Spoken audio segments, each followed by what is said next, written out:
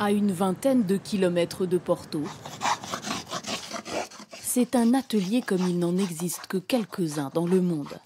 Celui des Capella, luthier depuis 3 générations. Dans cet atelier hors du temps, Antonio, 87 ans, travaille depuis 40 ans avec son fils Joachim, selon des méthodes ancestrales. Nous avons regardé ici pour la table, quantité de petits rabots différents un de l'autre pour chaque côté. C'est un travail de beaucoup de temps pour régler la courbature de la table et du fond. C'est environ un blanc, un mois et demi. Leur atelier recèle des trésors qui ont demandé des milliers d'heures de travail. 84 pièces composent ce violon, fait en partie de bois d'ébène et entièrement gravé à la main 2 mois durant. C'était une copie d'un violon de Stradivari.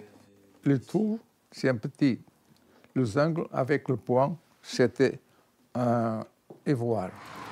Cet après-midi, Evandra Gonçalves, musicienne au sein de l'Orchestre Philharmonique de Porto, vient faire réviser son violon Capella chez ses fabricants. Bonjour, ça va bien? Ça va bien. Est-ce qu'on peut vérifier la touche du violon? Mon fils.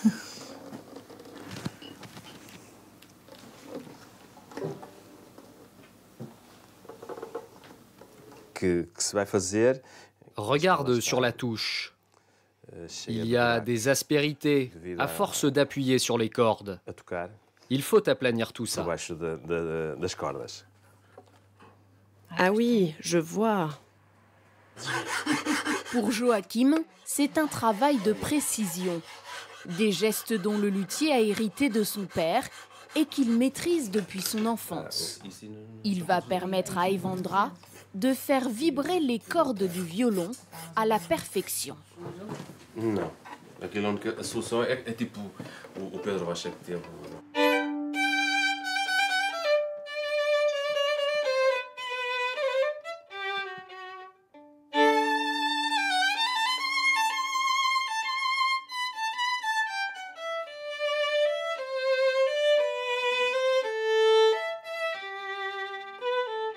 You see no machines. The machines here are. Ici, il n'y a pas de machine. Les machines, ce sont leurs mains. De nos jours, c'est très rare, même pour de superbes instruments. Je pense que c'est ce qui rend ces instruments si particuliers, si uniques en leur genre. Le plaisir de regarder le travail que j'ai fait dans les époques, c'est le même, mais l'ancien est toujours plus important pour nous. Et c'est ça. Voilà, mademoiselle. Bon voyage. Obrigada. Et obrigado pela companhia. Bonne route. Merci. Merci d'être venu. Merci à vous. Boa viagem. Fecha a porta.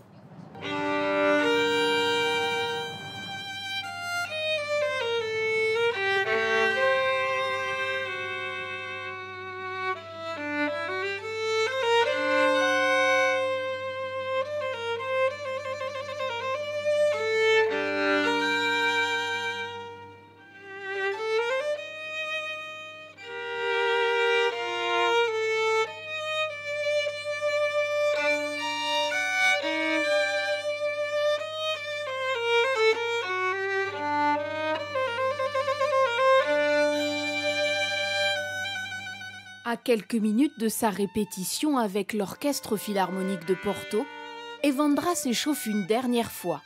Ce violon, elle le connaît parfaitement. Ses parents lui ont offert il y a 30 ans. À l'époque, elle ne sait pas à quel point sa renommée va bien au-delà des frontières du Portugal.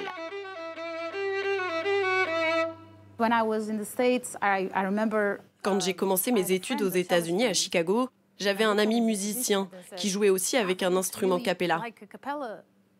Un jour, un autre de nos amis nous a rendu visite et nous a demandé « Mais c'est un Capella ? C'est fou !» Il l'a tout de suite reconnu. C'était un instrument des années 70. C'est dire à quel point ces instruments sont célèbres.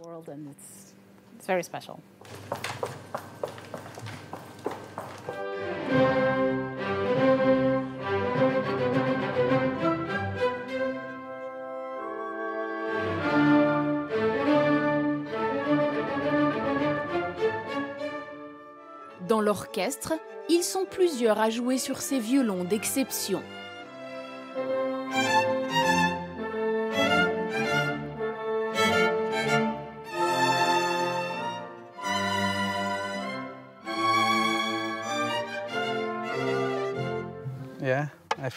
C'est mon beau violon. Pour moi, c'est une œuvre d'art.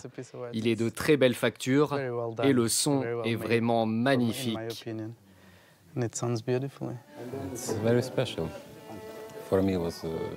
C'est très spécial la relation qu'on a avec cet instrument. C'est comme une éducation. Il faut apprendre au violon à bien jouer. Lorsqu'ils sont neufs, c'est comme un bébé qui ne sait pas comment parler, comment pleurer.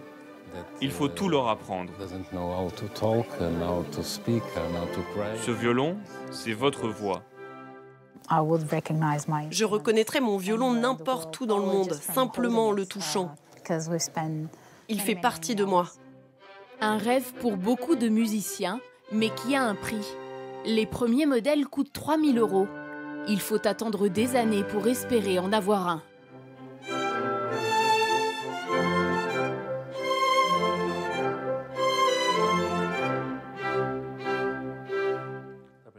Cette réussite, Antonio et Joachim la doivent à leur talent, mais aussi à Domingue, le papa d'Antonio.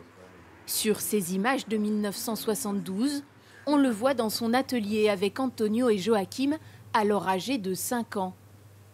Tout commence grâce à Domingue en 1924. Menuisier, il accepte de réparer le violon d'un musicien brésilien qui le recommande ensuite à ses amis. Domingue fabrique ses premiers violons. Il devient luthier de prestige.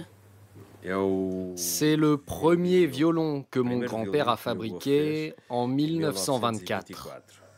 Par la suite, Antonio et Joachim vont aussi briller grâce à leur réalisation.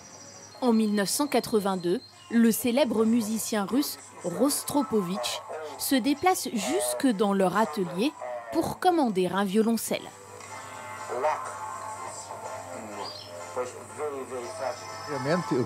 Nous mettons tout notre cœur et toute notre âme d'artiste pour façonner le bois et créer nos instruments.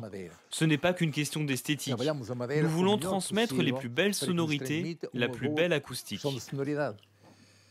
Antonio est heureux d'avoir pu perpétuer la tradition familiale et transmettre à son tour son savoir-faire à son fils. C'est un grand plaisir de travailler avec mon fils, de regarder le travail qu'il fait. C'est extraordinaire. Mon fils, c'est mieux que le père. Il est né pour la loterie. Pour moi, c'est un plaisir, un grand plaisir de continuer le travail de mon père et de mon grand-père. Je veux faire vivre le nom des Capella. Mais l'atelier risque un jour de disparaître. Le fils de Joachim a choisi de devenir médecin et ne reproduira pas ses gestes, si chers à sa famille. En attendant, l'histoire des Capella continue à s'écrire avec Antonio et Joachim, sous l'œil bienveillant de Domingue.